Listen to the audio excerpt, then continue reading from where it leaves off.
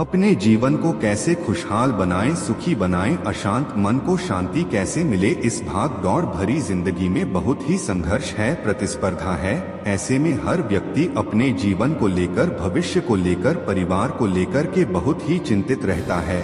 और उसके चिंता का मूल कारण क्या है, उसको कैसे दूर करें, अपने जीवन को कैसे सुखी बनाएं, इन सब बातों को जानने के लिए और सुखी जीवन जीने के लिए भीष्म पितामह ने युधिष्ठिर को कुछ उपदेश दिए थे, जो हमारे जीवन के लिए बहुत ही उपयोगी हैं। अगर हम उन सिद्धांतों को अपनाते हैं तो हमारे मन में कभी भी दुख उत्पन्न नहीं होगा और हम हमेशा सुखी जीवन व्यतीत करेंगे। आओ जानते हैं भीष्म पितामह ने युधिष्ठिर को कौन से उपाय सुखी जीवन, लंबी आयु के लिए बताए थे।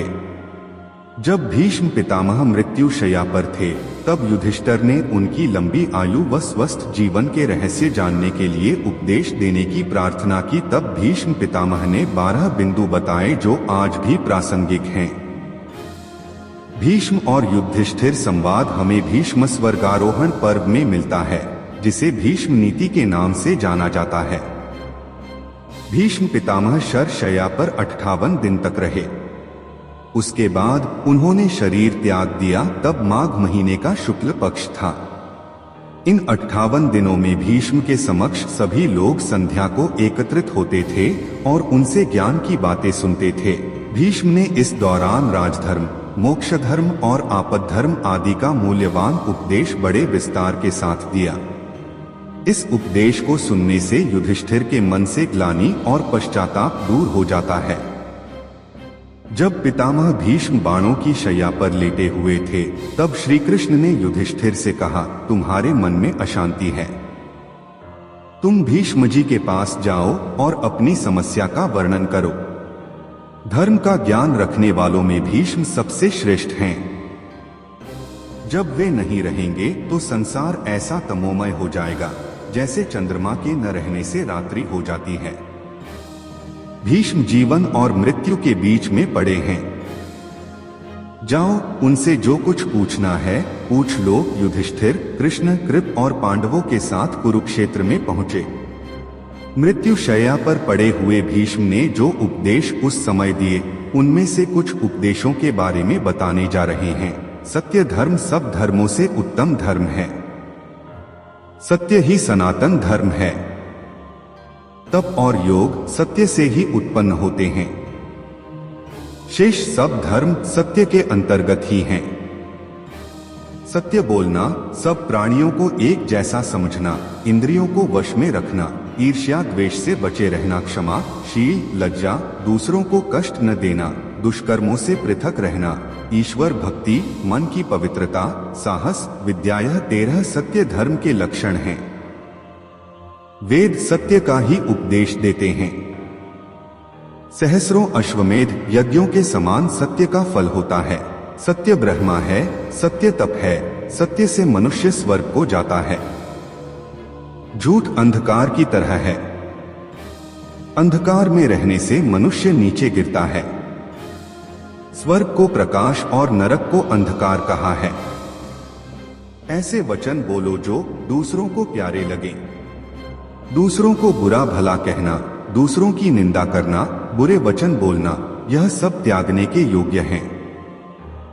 दूसरों का अपमान करना, अहंकार और दंभ, यह अवगुण है।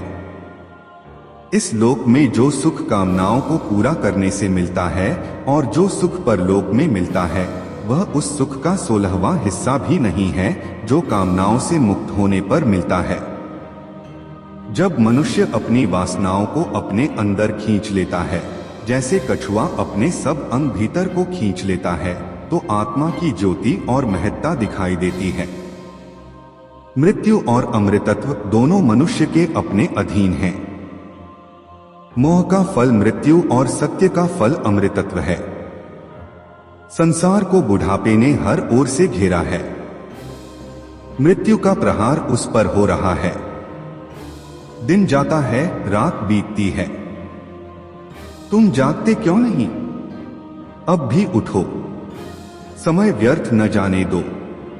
अपने कल्याण के लिए कुछ कर लो। तुम्हारे काम अभी समाप्त नहीं होते कि मृत्यु घसीट ले जाती है। स्वयं अपनी इच्छा से निर्धनता का जीवन स्वीकार करना सुख का हेतु है। यह मनुष्य के लिए कल्याणकारी है। इससे मनुष्य क्लेशों से बच जाता है। इस पथ पर चलने से मनुष्य किसी को अपना शत्रु नहीं बनाता। यह मार्ग कठिन है परंतु अच्छे पुरुषों के लिए सुगम है। जिस मनुष्य का जीवन पवित्र है और इसके अतिरिक्त उसकी कोई संपत्ति नहीं, उसके समान मुझे दूसरा दिखाई नहीं देता। मैंने तुला के एक पल्ले में ऐसी निर्धनता को रखा और दूसरे पल्ले में राज्य को। अकिंचनता का पल्ला भारी निकला। धनवान पुरुष तो सदा भयभीत रहता है, जैसे मृत्यु ने उसे अपने जबड़े में पकड़ रखा है। त्याग के बिना कुछ प्राप्त नहीं होता। त्याग के बिना परम आदर्श की सिद्धि नहीं होती। त्याग के बिना मनुष्य भय से मुक्त नहीं हो सकता। त्याग की सहायता से मनुष्य को हर प्रकार का सुख प्राप्त हो जाता है। वह पुरुष सुखी है जो मन को साम्यावस्था में रखता है, जो व्यर्थ चिंता नहीं करता, जो सत्य बोलता है, जो सांसारिक पदार्थों के मोह में फंसता नहीं, जिसे किसी काम के करने की विशेष चेष्टा नहीं होती। जो मनुष्य व्यर्थ अपने आप को संतप्त करता है, वह अपने रूप रंग, अपनी संपत्ति, अपने जीवन और अपने धर्म को भी नष्ट कर देता है। जो पुरुष शोक से बचा रहता है, उसे सुख और आरोग्यता दोनों प्राप्त हो जाते हैं। सुख दो प्रकार के मनुष्यों को मिलता है। उनको जो सबसे अधिक मूर्ख हैं, दूसरे उनको जिन्होंने बुद्धि के प्रकाश में तत्व को देख लिया है। आलस्य मनुष्य का नाश कर देता है, वे दुखी रहते हैं। भोजन अकेले न खाए। श्रेष्ठ और सज्जन धन कमाने का विचार करे तो किसी को साथ मिलानवान देखकर जलता। यात्रा भी वह विद्वानों का सत्कार करता है, जहाँ और सोए संबंध में प्रत्येक अकेला जाकर उपदेश सुनता है। जो पुरुष अपने भविष्य पर अधिकार रखता है और अपना पद आप निश्चित करता है, दूसरों की के समान कोई धर्म नहीं सुना गया है, तुरंत विचार कर सकता है क्या है और उस पर आचरण करता है। वह पुरुष सुख को प्राप्त करता है। सत्य, सरलता, इंद्रिय संयम, कर्म करने में उद्यत रहना, कोमल स्वभाव, लज्जा, बलवान चरित्र, प्रसन्नचित्त रहना, संतोष, मीठे वचन बोलना, किसी को दुख न देना, ईर्ष्या न करना, यह सब दम में सम्मिलित हैं। कामनाओं को त्याग देना उन्हें पूरा करने से श्रेष्ठ है। आज तक किस मनुष्य ने अपनी सब कामनाओं को पूरा किया है? इन कामनाओं से बाहर जाओ। पदार्थ के मोह को छोड़ दो। शांत चित्त हो जाओ। जितना ज्यादा लोभ होगा, मोह माया होगी और विलासिता पूर्ण जीवन जीने की जितनी अधिक लालसा होगी, उतना ही मन दुखी और अशांत होगा। इसलिए जितना ईश्वर ने दिया है उसी में संतुष्ट रहिए। सुखी जीवन जीने का मूल सिद्धांत यही है। तो मित्रों, अगर वीडियो आपको अच्छी लगी हो तो वीडियो को लाइक करें, शेयर करें और हमारे चैनल को सब्सक्राइब करें। धन्यवाद।